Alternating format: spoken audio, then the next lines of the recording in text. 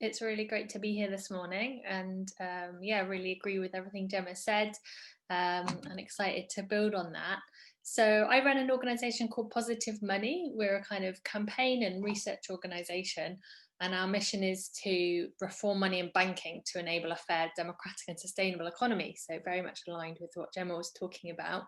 I've just dropped our link in the chat, so if you do want to hear more, please join us, and you'll get some newsletter and updates and lots of campaigning we're going to be doing, especially next year in the run up to COP, because finance is such a key area. I just thought I'd be inspired by Gemma and also start with a very short story about my journey in. I was doing a PhD in carbon capture and storage, actually, because I was very much engaged with the climate crisis.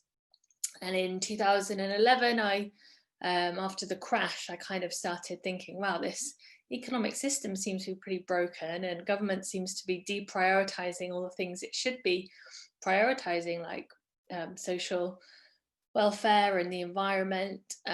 So I went to this conference, Sustainability in Crisis, and saw Anne Pettifor, who's quite a well-known kind of political economist, speak. And she said two things that really struck me. She said, when Ben Bernanke bailed out the Fed, he just typed numbers into a computer. And she said that we could afford renewable energy if we wanted to. And I felt like that was a real shift for me, to be like, wow, the kind of people running with most power in the world really seem to be messing things up. And actually there's the system at play here seems to be really dysfunctional. So anyway, I ended up joining Positive Money a few years later, and here I still am. So just to kick off, really, in terms of the green recovery, can we afford it? I was going to start by saying we can't afford not to have a green recovery. And I'm sure many of you are very mobilized by the climate crisis that we're facing and the seriousness of it. And we've seen it in COVID-19 and with a pandemic and a health emergency, that when there is an emergency, there is always a way to find money. So it really is about the system and the design and the people in power not getting things right, rather than money being a scarce resource in any way. So Positive Money starts from a place of wanting, excuse the jargon, but a paradigm shift, I guess, from where we are now, where money is kind of seen as power, it's a scarce resource, and to an extent it's a weapon of the elites, to one where money is a tool, and a tool that should be used primarily in the public interest and in a democratic way. And that's our starting point. So I'm just going to talk about a couple of interventions around the kind of two main magic money trees, if you like. So the first one is kind of building on what Gemma was talking about in terms of the state not having a constraint on spending, but bringing in a key institution, which is our central bank. So in the UK, our Bank of England. And I'm going to talk about something that's gaining more traction, which is called direct monetary financing. And then I'll just briefly talk a bit about fixing our kind of broken banking system, which we can think of as our second magic money tree, if you like, because banks create most of the money we use when they lend into the economy. So the first one, the direct money financing, is when the Bank of England creates new money and gives it to the government to spend. And it can do that in two ways. So it can, the Bank of England can purchase government bonds directly from the Treasury, or the Bank of England can extend the government's overdraft facility at the central bank. It's called the Ways and Means Facility, and it actually just did this in April. So it's signalled that it's ready for the government to spend more, but the government has yet to take it up. And we can think of this as basically an additional way of getting finances to the government alongside taxation and borrowing. And it's useful to think of this direct monetary financing in comparison to quantitative easing. Who's aware of quantitative easing? Just see a vague, okay, a few hands going up. So this has been going on since 2009, and it's where the Bank of England creates money and buys government bonds direct from the market, so not directly from the government. So we could call it indirect monetary financing. And just this year, in response to COVID, it's created £450 billion of new money. And it's worth noting that the quantitative easing, the QE that we had after the global financial crash, which was supposedly for stimulating the economy, actually just all got stuck in financial markets because the government didn't use QE to borrow. Instead, it implemented austerity, which we know was crippled the economy and left us in a really weak position for fresh challenges like COVID, Brexit. So the government reduced its spending at a time when actually it could have increased it because borrowing was very low and QE was working. And so all QE really did was keep asset prices high, so stocks, bonds, property, and increase the wealth of the inequality, increase wealth inequality. So the richest basically got much richer off QE, and that was about all it did.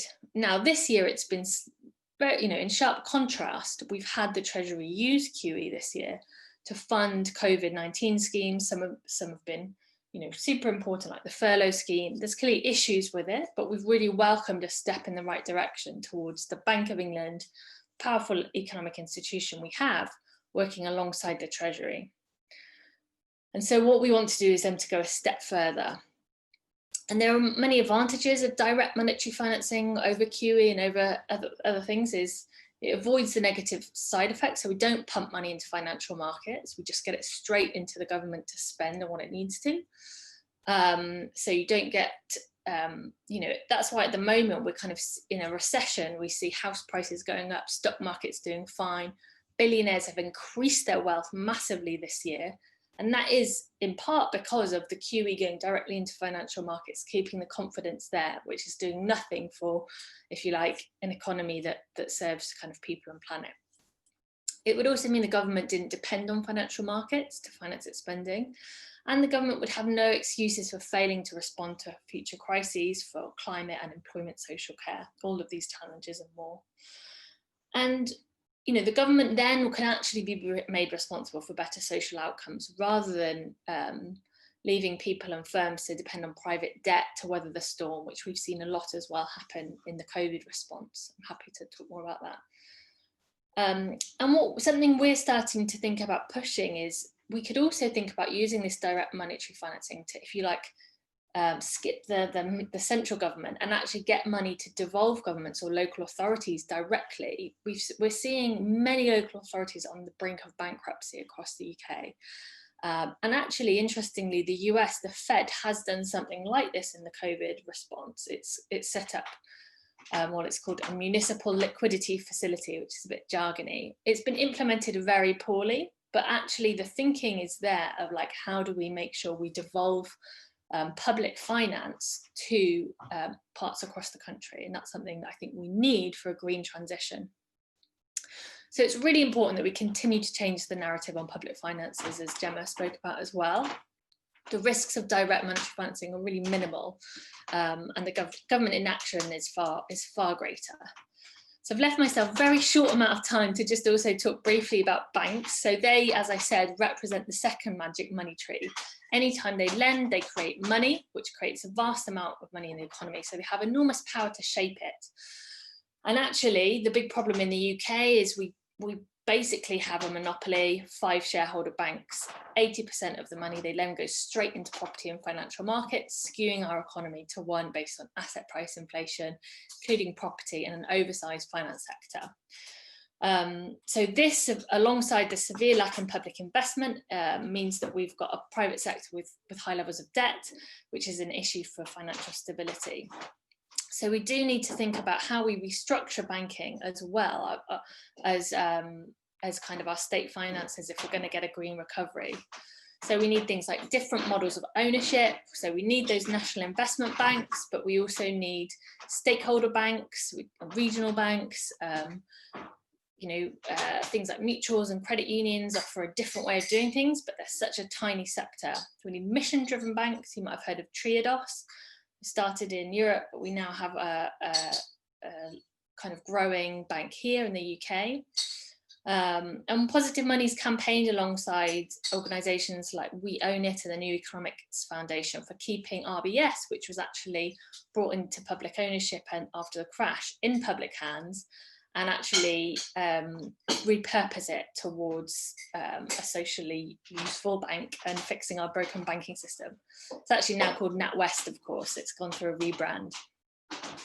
And countries that do things like this, like Germany, they tend to be much more resilient. Germany has a network of banks. They have investment banks, regional banks, stakeholder banks, and they do a lot better in crises.